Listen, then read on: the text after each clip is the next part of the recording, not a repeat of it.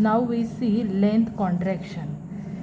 इसमें क्या करना है, इसमें भी हमने दो इनर्शियल फ्रेम लिए हैं एस और एस डैश। वो ओरिजिन यहाँ पे ओ डैश ये सब हमारा पहले से ही हुआ है ना। तो consider a rod laying about the x axis of inertial frame S. Inertial frame के इसमें एक क्या लिए है, रॉड लिया है। देखो ये रॉड है, हाँ। Let the coordinates of the ends of the rod be. इसके कोऑर्डिनेट लिए हैं x1 एंड x2। इसके कोऑर्डिनेट x1 और x2। x1 और x2 मीन्स यहाँ से इसका जो डिस्टेंस रहेगा वो x1 और यहाँ से रहेगा वो यहाँ दूसरा x2। देन द लेंथ, इसकी लेंथ क्या रहेंगी, किसकी भी हम लेंथ निकालते हैं। अगर इसकी लेंथ निकालनी है ये रॉड की, ये है x1 ये x2, इसकी लेंथ निकालनी है तो क्या होगा x2 माइनस x1 और इस लेंथ को हम डिनोट करेंगे L0 से। Then the length L0 of a rod in inertial frame S in which it is at a rest is given by. इसकी मीन्स कुछ भी नहीं है, पहले जैसे ही डिस्क्रिप्शन है कि दो इनर्शियल फ्रेम है, S रेस्ट में है, S डैश मूविंग में रहेंगी, इनकी वेलोसिटी v ली है। उसके बाद में जो इसके एंड पॉइंट्स रहेंगे x1 और x2 रहेंगे तो उसकी लेंथ हम कंसीडर करेंगे L0, उसको डिनोट करेंगे और उसकी लेंथ कैसे निकालेंगे x2 माइनस x1। अभी let S dash be another inertial frame, S dash another frame है with x axis along that, हाँ ये इसके x एक्सिस और ये अलोंग में ही रहेंगी। And y and z are, y और z ये पैरेलल है, देखो ये इसके साथ पैरेलल है और ये इसके साथ पैरेलल है corresponding to s। Let s dash be moving, s dash moving है, उसकी वेलोसिटी v है relative to s along x axis. हम पहले पूरा डिस्क्रिप्शन लिखते थे ऐसा ऐसा है तो यहाँ पे लिखा है। Let x dash x1 dash and x2 dash be the coordinate of ends of the rod as measured in s। इसके पहले भी हम करते थे, अगर इसकी लेंथ जैसे कोऑर्डिनेट हमने s में x1 और x2 लिए तो s डैश में क्या होगा, उसके कोऑर्डिनेट x1 डैश और x2 डैश, ठीक है यहाँ तक सेम है। फिर उसके बाद में क्या किया, देन बाय लॉरेंट्ज ट्रांसफॉर्मेशन इक्वेशन, ये हम सब निकाले हैं। आप जब तक लर्न नहीं करोगे आपको कुछ भी याद नहीं आएगा, मैं बता रही हूँ। ये लॉरेंट्ज ट्रांसफॉर्मेशन इक्वेशंस है। तो x1 इज इक्वल्स टू होता है alpha x1 dash plus vt dash और x2 होता है alpha into x2 dash plus vt dash. ये आपको लर्न करना है, ठीक है, ये पहले हुआ है। फिर x2 minus x1, x2 minus x1 means इसकी लेंथ, x2 माइनस x1 करेंगे तो अल्फ़ा कॉमन निकल गया। और देखो x2 माइनस x1 मीन्स क्या होगा, x2 मीन्स अल्फ़ा कॉमन निकाला तो क्या बचा x2 dash minus plus vt dash, और ये माइनस करेंगे तो minus x1 dash minus vt dash, minus हो जाएगा ना।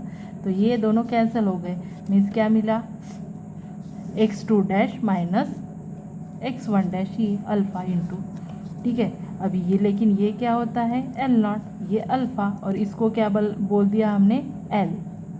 Length L is the length of the rod measured in S dash. अभी ये क्या हो गई, लेंथ हो गई किसकी, रॉड की इन S डैश में।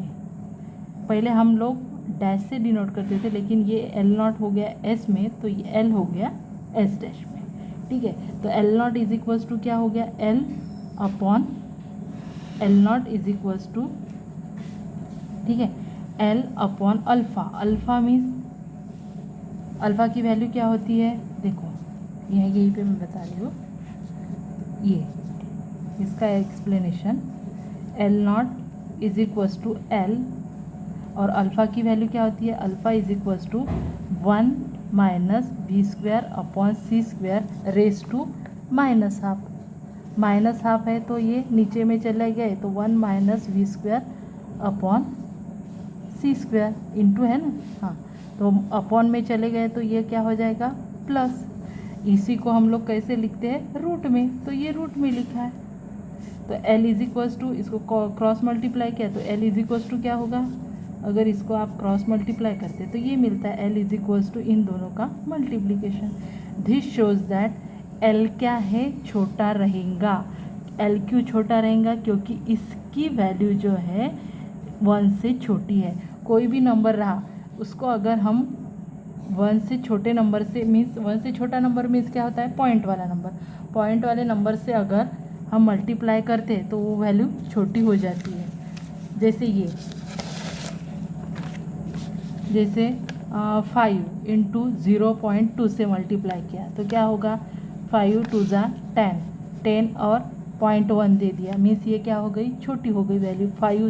5 बड़ी थी, पॉइंट से 1 से छोटे नंबर से मल्टीप्लाई किया है, लेस बाय 1 है तो ये छोटी हो गई। तो सिंपली ये क्या होगा? ये जो वैल्यू मिलेगी ये कैसे रहेंगी? L0 से छोटी रहेंगी। ठीक है, क्योंकि ये करने के बाद हमें ये वाली वैल्यू मिल रही है। ये तो इससे तो ये बड़ा है, लेकिन ये करने के बाद जो वैल्यू मिलती है ये समझ में रखना। नहीं तो आपको लगेगा तो इसको मल्टीप्लाई किया तो ये छोटी, नहीं, इसको मल्टीप्लाई करने के बाद ये छोटी, तो ये क्या हो गया? ये। ठीक है। Thus for an observer in motion with respect to an object, the object appears to be shorter in the direction of the motion than when he is at a rest.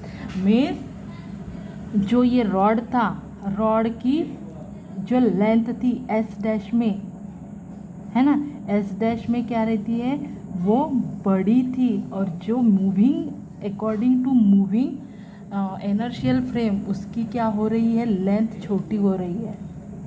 Means कोई भी एक आधा object भी है moving में है तो वो छोटा दिखता है। जैसे फैन बंद है तो वो बड़ा, और मूविंग में दिखता है तो वो ऐसे छोटे जैसे दिखता है। तो वही बताया है कि observer, for an observer in moving with respect to object, the object appears to be shorter in the direction of motion than when he is in rest. जैसे हम बस में वगैरह बैठते हैं, बस रुकी है तो एक हाथ पेड़ दिख रहा है तो वो बड़ा, और ऐसे कोई छोटी चीज़ जैसे हम लोग मूविंग में है तो छोटी छोटी होती जाती है। तो इसे ही क्या बोलते हैं? That is the apparent length of an object in the direction of its motion reduces by the factor. इसकी वजह से ये रिड्यूस हो रहा है, तो इस फैक्टर को बोलते हैं, this is the Lorentz FitzGerald length contraction, इसे ही बोलते हैं ये। ठीक है, ये इम्पोर्टेंट है, लेंथ कॉन्ट्रैक्शन वगैरह ये आता है।